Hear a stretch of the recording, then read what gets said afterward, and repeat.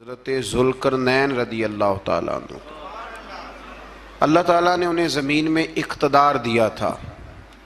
4 لوگ دنیا میں ایسے ہو چکے ہیں جنہیں اللہ تبارک و تعالیٰ نے پوری دنیا میں اقتدار دیا، ایک وقت میں پوری دنیا کا ایک ہی بادشاہ۔ 2 مسلمان تھے، 2 کافر۔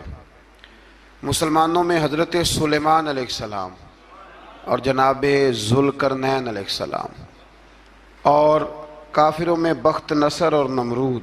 یہ 2 لوگ ہیں جنہیں اللہ نے پوری دنیا میں اقتدار دیا، اور پھر اس کے بعد آنے والے وقت میں اللہ تعالیٰ امام مہدی کو سارا اقتدار عطا فرمائے گا پوری دنیا کا۔ حضرت ذوالقرنین کے بارے میں 2 روایات ہیں، ایک تو یہ ہے کہ وہ نبی تھے اور ایک یہ ہے کہ نہیں وہ ولی تھے، لیکن مجھے حضرت مولا علی شیر خدا رضی اللہ تعالیٰ عنہ کا قول ملا ہے جس میں آپ نے فرمایا کہ نہیں وہ نبی نہیں تھے، تو اس لیے میرا نظریہ یہی ہے کہ وہ اللہ کے ایک نیک بندے تھے۔ اللہ نے انہیں پوری زمین میں اقتدار دیا۔ وہ ایک مہم پہ نکلے، ان کا ارادہ بنا کہ میں ذرا دنیا کا چکر لگاؤں، تو انہوں نے سفر شروع کیا کہ میں دیکھوں ذرا سورج غروب کہاں ہوتا ہے۔ تو فرماتے میں پہنچا، بڑا گیا، لیکن میں اس مقام تک پہنچ گیا جہاں سورج غروب ہوتا ہے، تو پھر میں نے دیکھا کہ ایک سیاہ کنواں ہے جس کے اندر جا کے وہ چھپ گیا ہے، لیکن رب کریم کی اس حقیقت تک میں پہنچ سکا نہیں۔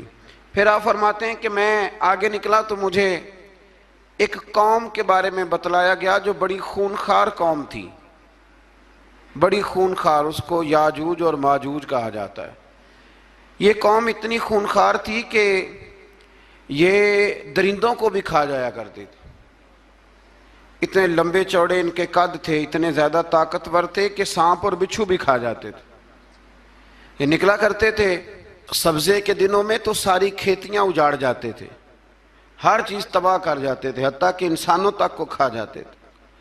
تو حضرت ذوالقرنین جب وہاں پہنچے، اللہ تبارک و تعالیٰ نے انہیں ان مظلوم لوگوں کا مددگار بنایا جن پر یاجوج اور ماجوج کی قوم ظلم کرتی تھی۔ انہوں نے آپ سے کہا کہ حضور مہربانی فرمائیں، اس قوم سے تو ہماری جان چھڑائیں۔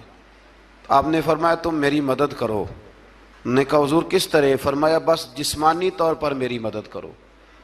تو آپ نے پھر وہاں ایک دیوار بنائی، ایک دیوار، لوہا کاٹ کر، سیسا پگھلا کر، پتھر ڈال کر ایک بڑی موٹی تازی دیوار بنائی، اور اتنی اونچی بنائی، اور پھر اس کے چاروں جانب آگ جلائی تاکہ وہ لوہا اس طرح پگھل جائے کہ وہ دیواروں کے ساتھ چپک جائے، تاکہ کوئی آدمی پیر رکھنا چاہے تو پیر رکھ کے اس پہ چڑھ نہ سکے۔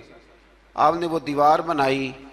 اب اس قوم کا حال یہ ہوا کہ وہ اس کے اندر قید ہیں، وہ صبح جب اٹھتے ہیں تو اس کو توڑنا شروع کرتے ہیں، توڑتے رہتے ہیں، تو جب شام ہوتی ہے تو ان میں سے ہر روز ایک شخص کہتا ہے اتنی رہنے دو، باقی کل کریں گے۔ لیکن جب وہ سویرے اٹھتے ہیں تو اللہ تعالیٰ اس دیوار کو پھر سے مضبوط فرما دیتا ہے۔ نبی کریم علیہ السلام نے فرمایا قرب قیامت میں ایک وقت آئے گا، قیامت کے قریب جا کے ایک ٹائم ایسا آئے گا کہ اس مخلوق میں سے ہی ایک شخص پکارے گا، اور پکار کے کہے گا کہ اب سو جاؤ انشاءاللہ۔ اللہ ان کی زبان پہ جاری کہے گا اب سو جاؤ، اور سویرے انشاءاللہ یہیں سے شروع کریں گے۔ تو فرمایا وہ چونکہ انشاءاللہ کہیں گے تو پھر اللہ تبارک و تعالی اگلے دن اس دیوار کو وہیں پہ رکھے گا جہاں رات کو انہوں نے اسے چھوڑا تھا۔ اگلے دن وہ توڑیں گے تو دیوار ساری ٹوٹ جائے گی، اور پھر اللہ تبارک و تعالی کا فضل ہوگا تو مسلمان کی طرف وہ بڑھیں گے، وہ قتل و غارت کریں گے، پھر سے وہی درندگی کریں گے۔ تو پھر حضرت عیسیٰ علیہ السلام ان کے لیے دعا کریں گے۔ تو دعا کا یہ حال ہوگا کہ ان کے وجود پر کچھ ایسی چیزیں برآمد ہوں گی جن کی وجہ سے وہ مر جائیں گے، ختم کر دیے جائیں گے، قیامت کے قریب جا کے وہ دوبارہ آئیں گے۔